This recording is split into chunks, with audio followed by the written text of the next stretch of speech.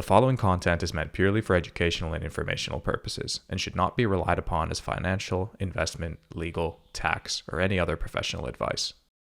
This is the Fundamentals Podcast, where we demystify crypto and help you navigate this ever-evolving internet-native economy. In this episode, we're joined by Jason Kam, the founder of Folius Ventures, a fund that invests in, evangelizes, and builds Web3 initiatives. In this episode with Jason, we discuss Folius Ventures, their investment strategy, and how they approach the market. We speak about project discovery, due diligence, decision-making, and the role that data plays in analyzing investment opportunities. We then move on to speak about Jason's thoughts on Blur in the NFT market, MakerDAO and his thesis on the MKR trade, and also explore the new hot thing in Web3 social, friend.tech. Tune in for a great discussion about how Jason views and analyzes different investment opportunities and market sectors in crypto, and how he leverages his prior tradfi experience to gain an edge in the market. All right then. Well, hey Jason, welcome to the Fundamentals Podcast. It is great to have you on. Well, thanks for having me. Yes, I've been looking forward to this one. You know, you've had some great takes on Twitter lately, especially around tokens that have been pretty talked about, like Blur, MKR, and especially friend.tech and Web3 social right now. And your takes have been somewhat opposite maybe to the more mainstream opinions. So I'm always interested in hearing about the reasoning and the thesis behind those. But before we speak about that, of course, I'd love to hear more about Folius Ventures and how you invest in this space. So we kind of understand your approach before we dive into the thesis there. So could you maybe start off with that and tell us about Folius Ventures and what your mission is in crypto? Of course, just maybe 2 minutes quickly. I spent the past decade on Wall Street. I rotated through various hedge funds and really started Folius around September of 2021, after the run up, feeling that the space is ripe with opportunities. So we've been operating for just about 2 years now, currently manage about $130 million, most of which came from European and US-based fund of funds, family offices, high net worth individuals, as well as, other VCs in the space, GPs, including but not limited to, Sequoia China and Galaxy and Brevin Howard, Framework, Parify, and so on and so forth, and Dragonfly. Mostly we are, I think compared to other firms, we are different in 3 ways. Is that number one, we take a hybrid approach to investing. We do tokens, we do equity, we do private, we do public. A lot of times our names are smaller cap and focused. And when it comes to ventures, mostly pre-seed seed companies, typically ranging from $500,000 to $4 million checks. Secondly, is that we do a lot of APAC projects. In fact, our primary focus would be APAC and Mandarin founders on the private side. I would say 80 to 90% of our founders so far in our portfolio are from that area of the world. So very geographic domicile. And then 3 is that I think compared to other funds in the space you might have spoken with, we'll have a bit more of a focus around tech-enabled business models. So instead of focusing on something that's extremely deep tech, a lot of times we felt that the value capture and the business model has to make sense. And that sort of led us down a path of doing more applications, centralized exchanges, cash flow SaaS-like businesses, and gains, and so on and so forth. So that's a bit of background about us. Got it. That's clear. Thank you. And crypto can be pretty abstract if you look at it from the outside, and it might be hard to grasp where to even start looking for new deals or understanding what's going on in the space. So how does your investment discovery process work? What does it look like? There's almost like a 3-phase discovery process for folks in the space in terms of the token. If it's already public, usually the gens find it first. And then there's a phase where the crypto natives sort of play with it. And then it became, as it gets larger in FDV, it became largely consensus among folks in the space. And then the tradfi guys start buying into it. I think just being in the flow of conversation, there are multiple points where it should just pop up, whether it's TG Group, Discord. So a lot of our discovery happened that way. I think a good thesis, when it felt like it's well discovered, usually it's very early if you're in the right group. And this applies to, we didn't participate in it, but this year, it would apply to, on the fundamental side, Unibots and Rollbit, and then on the meme side, Pepe and things like that. I think that's how we discover. On the private side, I think a lot of times we've built good enough of a reputation and that there are not many people cutting big checks anymore in Asia. So I think the projects, especially the Web2 founders, usually they have rare stuff or they ask around the reputation, and our check size basically dictate they sometimes do come to us directly. And I think that reverse inquiry makes up of most of the deals we've done so far this year. I would say that's kind of discovery. And then the last part is I keep a long list of things that I want to own and want to buy. We'll go into that later. But, of the 15,000 tokens that are out there, I would say maybe there are 2,000 of them that are more than $2 million in circulating market cap. And I think within that group, there are maybe 50 that is investable by all accounts. So it's really just about going through the list and just jotting them down and maybe buying when they're ready. And if we look at that cohort of the actual investable projects, what does your due diligence and decision-making process look like when you start digging into them? Yeah. I think private and public are very much alike in that regards. In private, you have to squeeze yourself in there with limited size. Whereas public, I think the matter is more of access and, identifying that, where the company is going. Because private, I think the founders has been more forthcoming. But that difference aside, I think there are like 5 to 6 pieces to this. I think how you think about it is, number one, there needs to be a reasonable path of meaningful cash flow generation. If you look at some of the most successful investments in the space, meme coin notwithstanding, we don't usually do meme coins because that's largely a factor of flow. A lot of times they're massively profitable businesses, token wise, ranging from Ethereum, which is literally an engine for a casino, if you really think about it, the tick rate. But, OKX, Binance Coin, Robit, very good example. But even other tokens like Blur, we'll go into that in a second. They are all fundamentally sound businesses that you can find parallel in the real world. And you can make a reasonable case for growth and tick rate. So I think the first tenet for us is that this has to be, in my mind, in my mosaic, a good business with cash flow generation. And then secondly to that, I would say is hopefully they will be in a growth and advantage position. If it's a terminally shrinking pool, or if the pool that they can grow into is small, or that if the space is so competitive, they cannot just generate any sort of take rate for their token holders, it will not be a venture-like investment. And that's kind of what we focus on. And I'm sort of simplifying, but the third piece is that hopefully we know the founder to be ethical. I think the difference between token and equity is that there is a enforcement body to make sure that the capture on the equity is ensured, at least in the US markets. That is not such case in tokens. And the only way that is the case in tokens, it's either through a hard-coded mechanism, such as layer one. That's probably why they get a higher valuation, or that the founder is building this with the right mindset to be in it for the long run, or sort of they are in the same seat with you, so that if the token does well, they do well along with token holders. So I think the alignment and the sort of ethics is super important. And then lastly, there needs to be a venue towards, and by the way, sorry to hop around, but also I think the sort of investor base also kind of guarantees that. So we don't really do anon projects anymore. I think the founders just simply cannot be held accountable most of the time.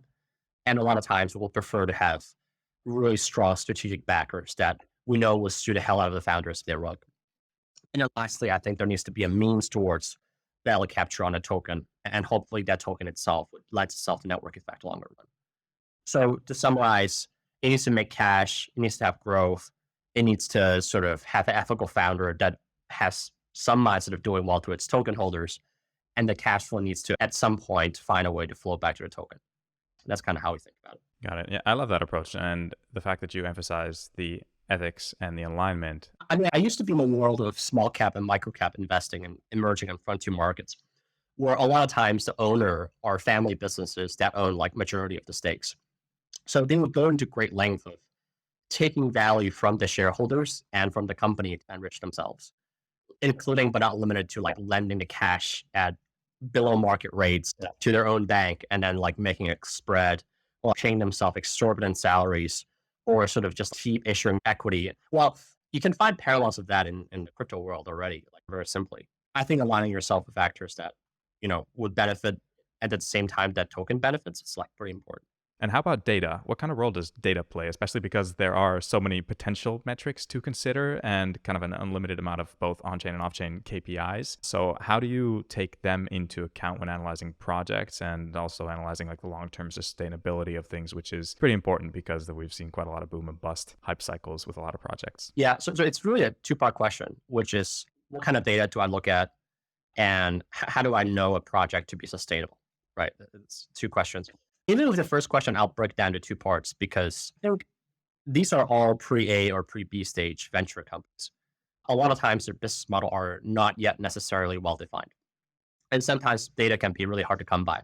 So to the extent, so that's the first part. The second part is that I think sometimes the key metrics, you need to dig a little bit to pinpoint them. It's not necessarily TVL, but it could be a very ephemeral or sort of, non-numerical metric. Let me give you an example, which is, let's take Maple before they blow up. I think the key metric there would be how many logos you are talking to and their latent capital that could be deployed into the protocol. And that is not on chain. That is a forward indicator that you have to kind of canvas landscape and talk to a lot of people. And you have to do it on a recurrent basis. So to answer your question about the KPI, I think every investment boils down to 3 or 4 key questions one must answer. And then the matter becomes, first, pinpoint those questions. And then 2 is find metrics and sort of find evidence to support those theses. And then metric come from on-chain means. It could be DAU numbers, it could be take rate and revenue numbers. Those 2 we track very closely for our projects. But also importantly is sort of the non-on-chain metrics, such as, if it's a BD, it's, the backlog, or if it's like consumer product, is what kind of features they can and will build, what is the guidance of management that could, leapfrog them into the next phase of growth. And I thought those unlocks and the timing of those would be very important. Those are the key KPIs. So I don't know if that answers your question, but that's kind of how we think about it. It does. I think that's a great framing. It's a holistic view on both on-chain and off-chain key performance indicators. You need to be able to understand everything that's going on and not just blindly stare at any individual data point and make decisions based on that. Yeah. And it's a type to plug, by the way. I find a token terminal data very helpful a lot of times when grabbing key historical metrics. At least you guys standardize it to a way where I can benchmark it versus peers. I would recommend anybody to try it out. Thank you.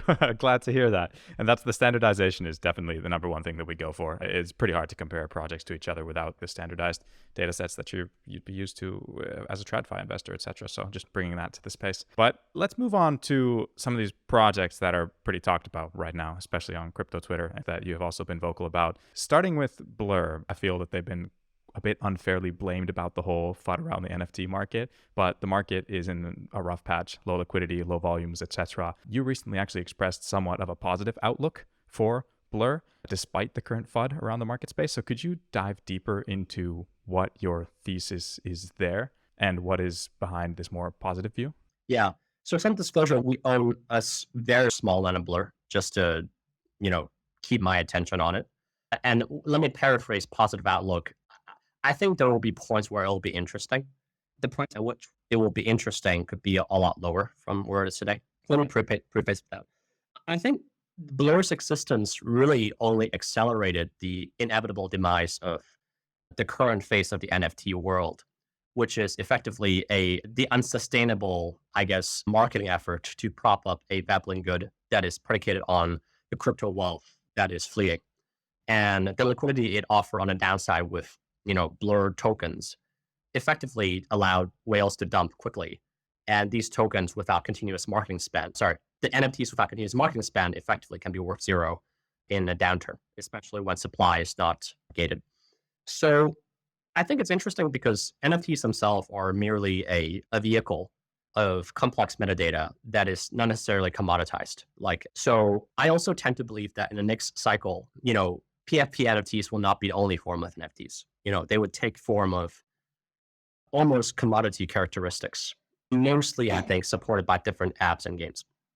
You can think of different types of wood in an online game, or you can think of different types of, astrology books in a Sparkle app, for example.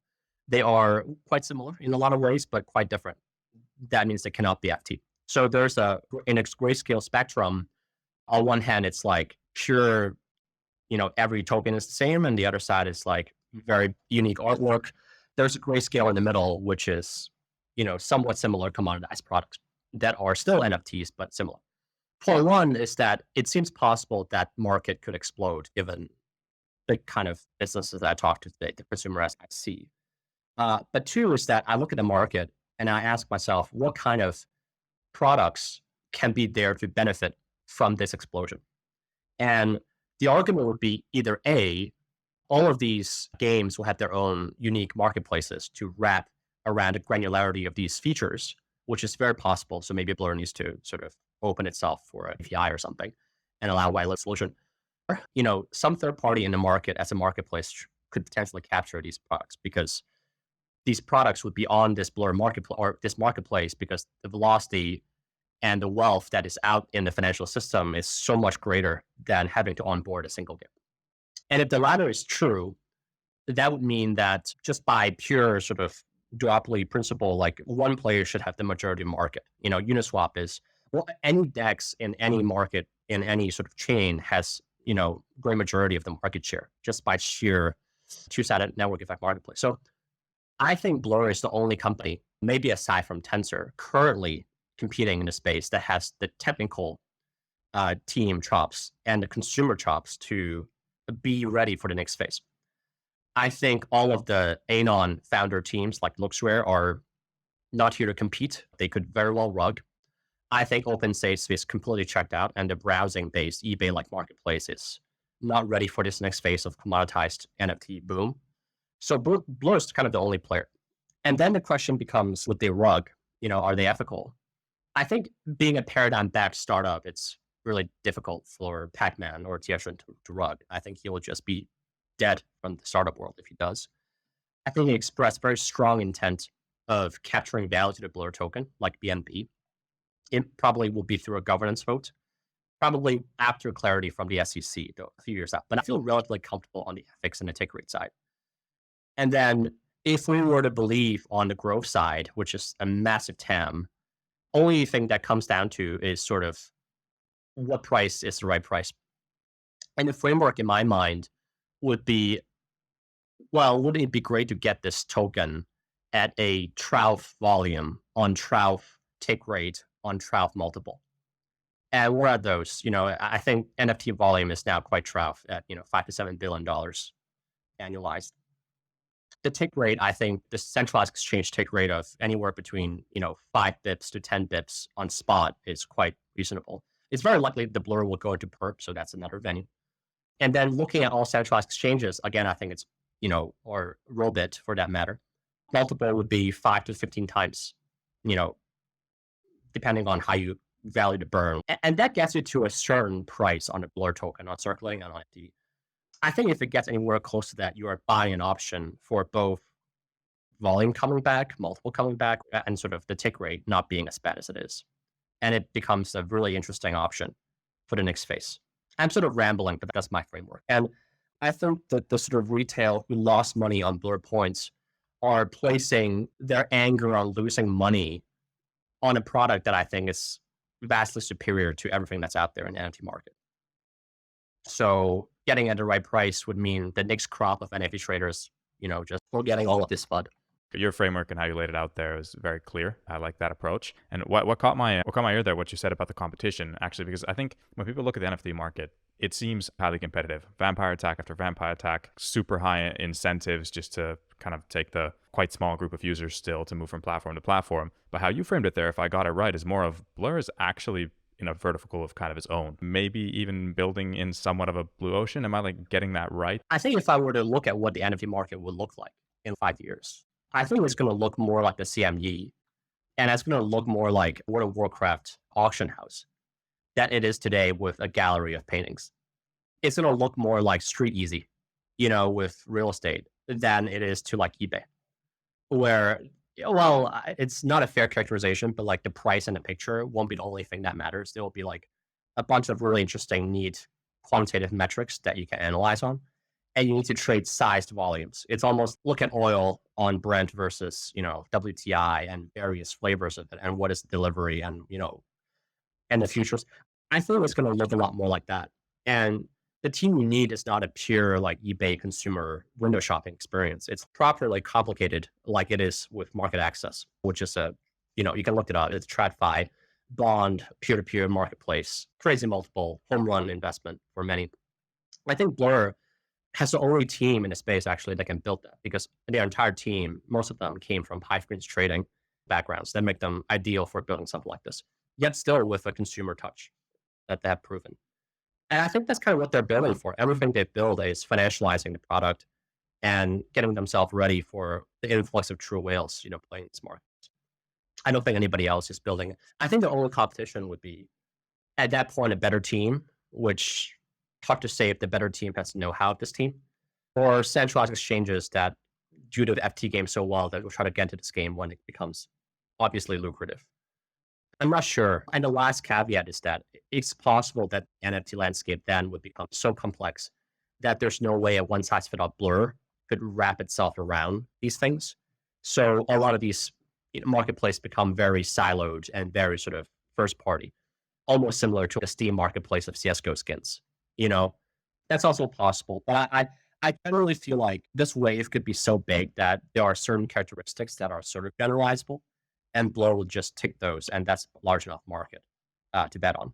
Okay, that is fascinating. And I think when you think of the big picture, I feel the topics of discussion that create the most noise on something like Twitter are mainly things we covered here, but then also discussions related to like creator royalties, which when thinking of a framework at this of a high level and thinking where the NFT space could go, what is your view into how an investor should kind of consider the creator royalty aspect of things in the NFT space, or is that just kind of noise at this stage? Well, the creator royalty is a function of how much people want the product. So if people really want it, like they would pay 10% just trading. So I think it will settle on some equilibrium. Ultimately, the royalty is being charged by the product behind the NFT itself, because they could just negotiate. If it's too high, no one's going to trade it, right? Basically. But I think the pricing power ultimately doesn't, like, it resides with the company that builds these NFTs. And how to enforce these things would basically be how much of an entertainment utility they create with the product that they build. And it could very well be sort of like LVMH building a real Web3 franchise, and you can show off your product anywhere. And the showing off part is the utility, and people would obviously pay for that. If it's a real game, the enforcement would be, sure, you don't have to pay a royalty if you do P2P. But once we crawl on chain, we know that you haven't paid. So once you pull the item back inside the game, we're going to charge you extra so you can use this item within the game. But if you paid outside 2%, then yeah, you can just yak it back in no problem. So I think there are ways that, the pricing power that can be enforced. And my guess is, looking at, real marketplaces out there, it probably ultimately settles at between 50 bips to 2.5%, higher or lower, depending on how many competitors are there in the market. But just the last thing I would tell you too is that if you look at all the, what do you call those, like apartment and buying and renting websites in the world, there are many of them. It's a very local siloed market. In the end, the winner just charged like 4 to 5% on the proceeds, or maybe they do a different model if you're in the UK, like they charge the brokers to list these things. But invariably, they all go through a phase where the fee they charge is zero, and they burn VC capital to get to scale. Whoever gets to scale first wins. But the only difference there is that the apartment is a real matured market. So they have infinite runway. I think we're going to go through many phases of massive royalty and zero royalty. So they're just going to make sure they have a large enough portion to survive. That makes a lot of sense. Thank you for sharing that thesis on Blur. It's a very interesting market sector. If we move on to another token that, to be blunt, gets shit on quite a lot on crypto Twitter, that being MKR. Now, you put out a tweet recently that said that owning MKR would be akin to having equity in something like Circle or Tether, with direct cash flows from the US government to token holders. Could you elaborate firstly on this comparison, and then secondly, speak a bit about your thesis on MKR, because there's a lot going on in MakerDAO right now, and I'm pretty sure you have quite a comprehensive reason for why you are somewhat bullish. I was somewhat bullish. I thought it was super interesting. And let me preface by saying I always thought that it was kind of a trade from 900, and because the buyback is happening. I think path now becomes very elusive. So you have to really believe in the roadmap to make this work. But just to answer your question first, why do I, map it akin to a Circle and Tether? Circle and Tether's business is rather simple. Is that they have an operating expense of running the business and getting through regulatory hurdles, or in some case, lawsuits. They are in the business of printing money, but also taking deposits on the other hand. So every US dollar, USDC or USDT is backed by hopefully $1 of real deposit sitting somewhere in their own bank. And as long as the sort of redemption and inflow mechanism is fine, they should always be packed 1-to-1. Is that I want to put $100 in, you give me 100 USDT, I can use it on chain. And in exchange for this convenience of transferring dollars almost for free on chain, no matter the amount, what the users of this USD, on chain are paying is that they don't get to earn the deposit yield. So Tether takes in money, they print US dollar on chain, people use it with high velocity, but the same deposit sits in a bank, and what they're using it to do is to just buy treasuries and earn 4 to 5% today. And they're paying zero to the USDT holders while collecting 5%. That spread of 5 points on $80 billion after OPEX flowed directly to the bottom line of Tether equity shareholders. So that's a massively lucrative business when the Fed keeps the rate high, short-term rate high. USDC does the same thing. And Maker, effectively what they do is that they take the deposited dollars, mostly USDC, yank the dollars out, they redeem it from Circle, and then put those sad proceeds with third party or with themselves into some bank and just clip the treasury, balance like USD and Tether do. But the difference is instead of those treasury yields flowing to equity holders of Circle and Tether, they go towards, after expenses, buying Maker tokens in public. That is in short what's happening. So effectively owning Maker is, to a certain convoluted way, very similar to being an equity holder at Circle. At the time we were looking at it, the cash flow all combined after expenses sum up to maybe about $80 to $100 million a year. And at that point, I think Maker was like $900 million in FDV. So you're effectively buying this thing at 10 times earnings with real cash flow infusion, buying back with the smart burn engine turned on. I sort of felt like there was a real, push versus other memes that are out there with no cash flow. That was the thesis. Okay, got it. And that has that thesis changed? Well, it does, because the cash flow is now, I think, $50 to $70 million. And I think there is now, back to my original point, which is USDC and Tether are paying their US dollar holder zeros. They could very well pay their US dollar holder like 3% or 5%, right? Thereby reducing the cash flow to their equity holders. That's kind of what Maker did exactly, which is you can now own DAI, deposit it into Spark, and get 5%. It used to be 8% when they first started it. So obviously the expense item increased dramatically, and the cash flow towards the Maker token holders gets reduced meaningfully. That's part one. The bonus would say, I still believe it's kind of true, that Maker will now become an incubator of different protocols. And it should start in Q4 and maybe Howard's first half, where you should be able to deposit the yield-bearing DAI and Maker, maybe even as LP pairs, to farm those new protocols tokens, thereby driving both demand to Maker and the DAI itself, or saving DAI itself, thereby lengthening the sort of scale of this recursive growth, mostly driving DAI supply. I think that's a different thesis of, whether we believe those protocols have value and real use case, and whether people still want to play these Ponzi games when, the world is kind of falling apart. It's very different from a lot of dollars are buying Maker. For sure. Now, as you said that you saw Maker as a trade at 900, I just quickly wanted to ask that at Folius, when you look at investment opportunities, how actively or with what kind of time frame do you trade with, or do you take more of a venture approach where you buy and hold for a fixed period of time? Yeah, we do both. I think for us, we take a three-prong approach. It's that something is cash, like cash, or it's Bitcoin, which is cash and crypto. And it highly depends on how the liquidity looks like. If it's expanding, if we're clearly doing QE, I think it will be quite foolish to hold cash. I think you should be holding crypto cash in that case. The second bucket is like opportunistic catalyst-driven trades, which is what Maker is. And the third bucket is almost liquid VC investments. We're buying a Series A or seed deal in the public market. Maker at $1 billion is not a seed or venture investment. It's strictly a trade. I think with liquid venture, we want 50 to 100x, 20 to 100x type outcomes. And this is not Maker. Got it. That makes sense. Now, let's speak quickly about Web3 Social and the new big thing there. I feel like if you're scrolling through your feed, it looks like you're kind of like an unpaid advisor to friend.tech at the moment. Lots of good takes. Racer, if you're watching this, you should really engage the discussion. We'd love to be an advisor. Yes, exactly. But I think you've had great ideas and also like great hypotheses in which direction they would be taking the product. And a lot of those things have become true. And there's a lot of boxes that haven't been ticked yet, but might be in the coming weeks.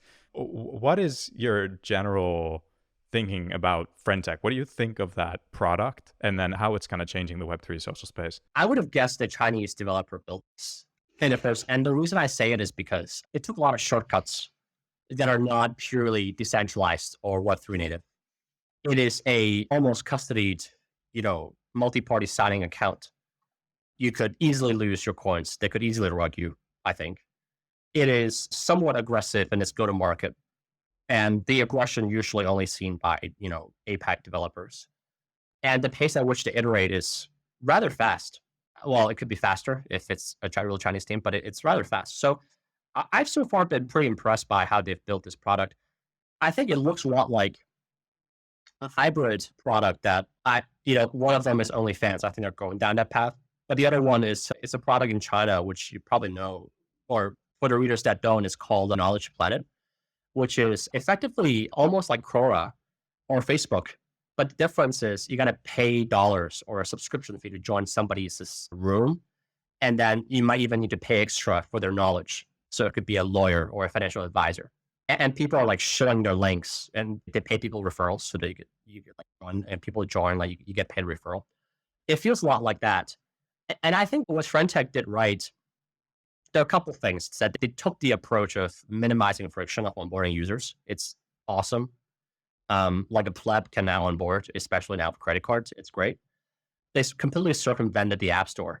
So the pace at which they push updates is like blazing fast. And with this social product, you don't need an advanced feature that use the phone's capacity. It's like pretty smart way of doing it.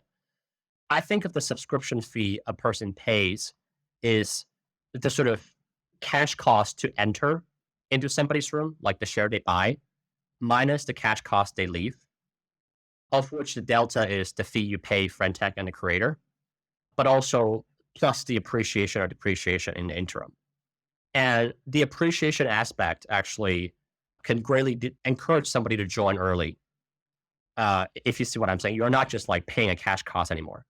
You're, by sheer chance of making money and speculation, you have much higher of an incentive, assuming you're early, to like actually get into the club. I think that's really clever. And I think, and lastly, I think people covered it, which is using Twitter as a distribution mechanism and linking Twitter profile, having influencers, having the incentive to shill because of a profit split, really increase virality and thereby decreasing CAC costs. I think that's really smart. I think they're not at a phase that fully penetrated crypto natives.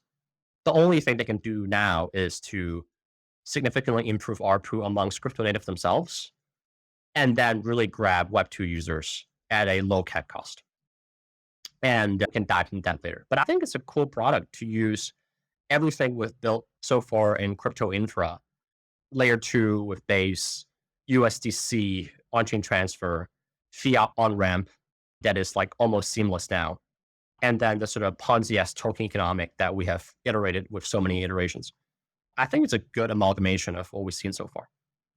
And the last point, I hit on a very important piece, which is alpha sharing group that has definitive product market fit in crypto today. Yeah, it definitely does. I'd say that is super interesting. I think that Web3 social has, since inception, basically, it's been kind of waiting for that big unlock or something to happen that could push it out of the crypto native user base. And how you frame it there, it seems like friend.tech might be on to something correct. Do you feel that with the current model as is, that the unlock is there, just waiting to happen, or does something pretty big still need to happen or change? I think they're going to upgrade the server a little bit further. I don't know what the hang up is, but it's got to be a lot smoother. It got to take like sub-second to load. It'll be nice if they can do off-ramps, but instead of doing off-ramps, I think the most likely case would be some form of NFT or some form of gift card, I think. But I'm pretty sure there will be e-commerce component to this. I think picture is good. I think video would be better. I think live streaming would be even more kick-ass. It's very clear to me that they will go there. I think the preview is super important. Before I buy somebody's thing, I got to see what they can show me first, right? That's important. I think that'll drive. And alongside with that, I think a featured page like at the App Store or just a fun page, like a main page, if you can just scroll through like what's hot, what's going on. And along with that, a pay-per-view. I should just be able to pay with NFT and US dollar and crypto to enter for once for a limited amount of time. Those are low-hanging fruits that I'm pretty sure they'll implement. But I think the biggest thing they need to crack, aside from, I think that's the unlock that's still to happen. Not many people can afford like a $5,000 membership. Like, even though I'm super bullish on entry, exit, you're not paying anything, not many people can just gather up $5,000. And I don't think financialization solves it. So, and I think that's what Paradigm might help them with, which is there a novel mechanism on a bonding curve that could help a creator scale a different phase of what they want to offer. A rockstar probably want 1 million people with tiered ownership, whereby an alpha group like Shaka would probably only want 100 people. So that's part one. And then part two is sort of, is there a way for a creator to keep making money even though the shares aren't being traded? Sorry, the keys aren't being traded. I think once they unlock those two parts and you add referral fee, I think it's just going to, and you solve the server issues and you solve everything I talked about, this is going to just absolutely take off. I think they could get to 1 million DAU, I don't know, in 3 months. It'll be absolutely explosive, I think. That's going to be interesting to follow how that develops. And I'd say, I hope so. The space kind of needs an unlock like that. So if that's the case, I think Coinbase is a buy. Like the chains, the base chain would be like the layer 2, because that's so many fucking users. And then base would become, imagine if friend.tech does an advertisement for some product and the user already has a base account, it just becomes pretty crazy, I think. Yeah. Now, I was going to say you should buy my keys, but you probably shouldn't. I neither endorse nor discourage. You can buy my keys if you want to. There's no value being offered whatsoever. But, and people do it now. I have the urge to block somebody once they stole my key. I'm just like, this is clearly not right, but look what the product's doing to me. Damn. Yeah. I'll definitely go look into it. I'll make my own thesis around your key and see if I can provide it. No, but yeah, with all of what's going on in the space and the way you're thinking about it is so structured and well thought out, how do you keep up with the space? What are your sources of information? What are you consuming to build these theses? I think the mosaic I built in tradfi days were helpful. And going to my original point, which is we don't really do meme coins. I think chasing those pumps with our size is really impossible. I think I can only chase things that we can own a decent chunk of. In this case, it's $5 million would be a good starting point, which we just can't do sub $100 million like meme coins. It's just not possible. And I think chasing things with no thesis is I just can't trade those things. I'm not a good trader generally. And I think that eliminates maybe 95% of what's happening in the space. And that really narrows the short list of things that we can look at to maybe at most 100 to 200 tokens. And then it just becomes a matter of following what's happening with those tokens, subscribe to newsletters, having a product like, for example, Kaido to summarize what's happening on a weekly basis, and then having really strong friends groups to just feed information to each other when and if it happens. We talk to folks at Tangent, at Dragonfly, Liquid, at like various other firms very frequently, and that might be sufficient for now. The last thing I would say too is that there's so much exposure you can get in the public market. Gaming is the only way to get exposure in the things we like is in the private market. Same thing with applications. Same thing with new emerging primitives that are like casino-like or social-like. friend.tech is a really good example. You just can't own any of them by aping tokens. So in the things that we can, like Blur, like potentially Avo, there are other things that we could own in the equity space. The universe is actually quite small. So that's how we keep it. That's true. Yeah, I think an important part there is the peer support, having some sort of the alpha group that you said, the product market fit is there. An alpha group of close-knit friends who have the same interests and are able to share content between each other because there's so much to consume. So that is a good rule of thumb. Everyone should just get themselves into the right alpha groups, be they friends or others. There should be a friend.tech group, which is like you only. And then there are like 5 or 6 chats just talk amongst each other. And it's on a time lag of maybe a week or like 24 hours or something. And everybody share the fees. You know what I'm saying? Like that could just make a shit ton of money. That's a good reason to do some things. But yes, thank you so much, Jason, for this great overview of a few of your theses that you have on pretty talked about tokens in the space, and also this quick primer to Folius Ventures. I love the way you're thinking about things. This was really insightful and I'm sure inspiring for a lot of people as well. And I hope we can do this again to especially dive into Web3 gaming that I want to do with you. So yeah, we should. Maybe later this year. Yeah. Thanks, Lucar.